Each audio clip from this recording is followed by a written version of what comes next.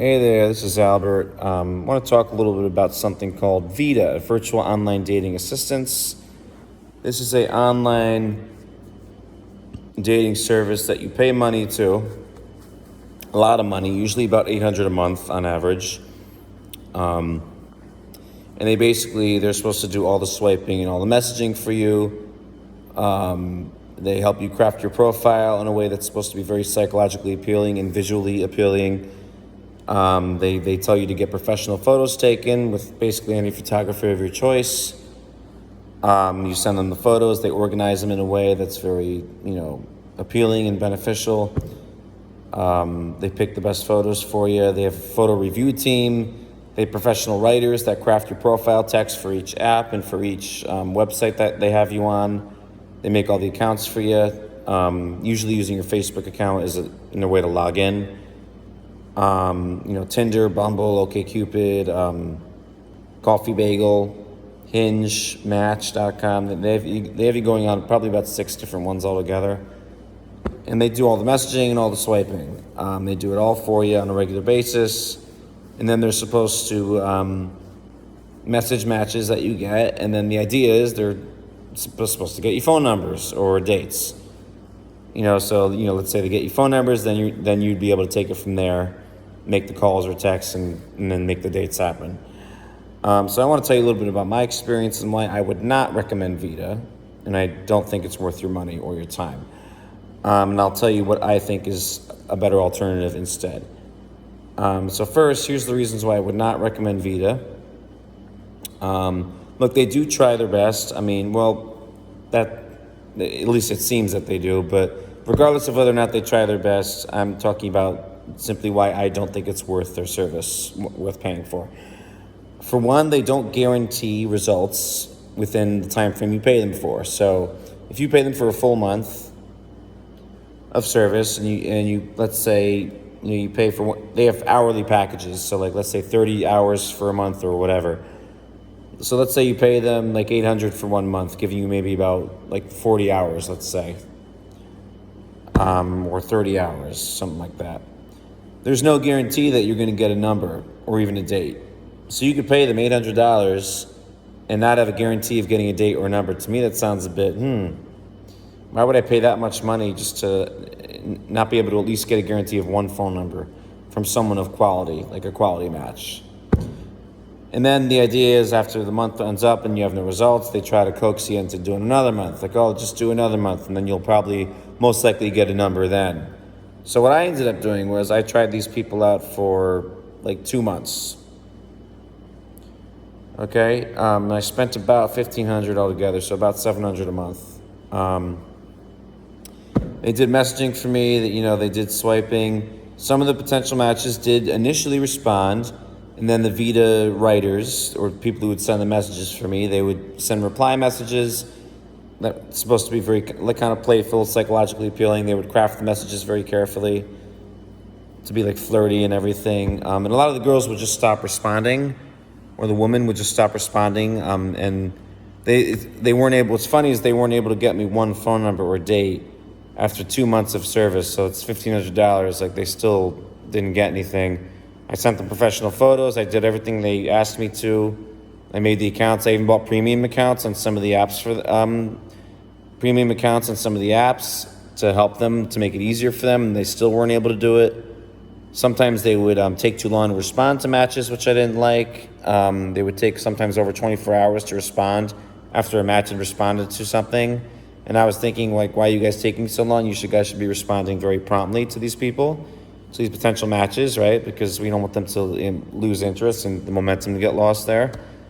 So and I felt like I always had to kind of be supervising and like reminding them via email, oh, look, this person responded, this person sent a message. Because I felt like, at times they were moving too slow. And then at one point they tried to claim, well, we don't want you to look too available. It's like, but respond in a timely manner to these people, to these women. That's the whole idea, right? Like, don't leave them hanging longer than, like, I would say 12 hours, at the most. And then there are also sometimes, what they do is they'll send you screenshots of, like, the potential matches or people you've matched with on the apps. But what they do is, before you even get to all that, they start out your month with a matchmaker call where a matchmaker will talk to you for about an hour and a half and try to get information from you about just what kind of matches you're looking for. They'll ask you questions about yourself and stuff that they can include in your profile maybe. And they'll do all that stuff for you, and then that's basically the idea, and they'll then take all the information you give them to find you the matches that are right for you, and then also to craft your profile and all that other stuff. And that, it's okay that they do that. That's a good thing. But overall, when I'm talking about results, I didn't see the results. No numbers and no dates. Some girls did respond to messages, but they would just stop. So I think their methods, VIDA's methods, virtual online dating assistants, their methods that they use, I think are a bit ineffective, and I think they could definitely do a better job. And they should definitely give a guarantee that if you're paying a certain amount of money, you should have a guarantee that they're not going to stop until they get you results. And so customer satisfaction, I would say, is pretty low. And then they try to be like, oh, well, you get to keep your profiles afterwards, all the text we added. But honestly, what I recommend, you can just do all that on your own. You can get professional photos taken from a photographer, ones that are good looking, you know what I'm saying? And just when you make your profile text, be creative, have a little humor in there, but also have the text be telling people about yourself a little bit in a way that's kind of cool, chill, lighthearted. Definitely have some humor in there as well, but also a little bit of seriousness too. Be genuine. And just think about how you're wording things. And then when you send messages to potential matches, be creative. Comment on what's going on in their profile, and just try to be engaging, stimulating, right? Think psychologically. That's basically it. So look, I wouldn't recommend VIDA, their online dating service. I think it's kind of a waste of time and money, but I think what you should just do is get professional photos. They'll look really good, Get photos of yourself, doing different things that you like to do, so you want to look active, right? Maybe get a few photos with some friends, show that social, element, right? Think carefully about how you want to craft your profile text, be creative with that, and definitely throw some humor in there too, people like humor, especially women. And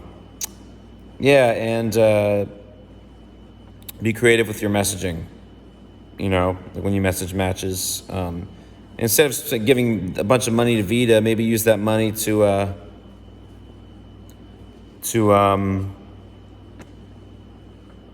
buy premium accounts on these websites, or use it for something else that's more beneficial. But yeah, I wouldn't recommend VIDA. I would say just do that, professional photos, creative profile text. And then sometimes on Tinder, there's something called a shadow ban, where you get into a bad algorithm. And sometimes it's good to reset your Tinder account. That's another thing I'd recommend too. Maybe if you're not getting good results on Tinder, try deleting your account and resetting it. Now, if you do that with your regular Facebook account, wait a few months before you do it so they don't think you're a bot.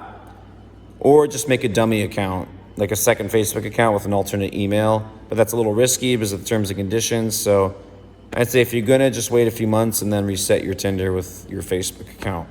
Or just use a phone number to do it. You could use a different phone number, because they allow you to do that now. All right, peace out. If you have any questions, put them in the chat.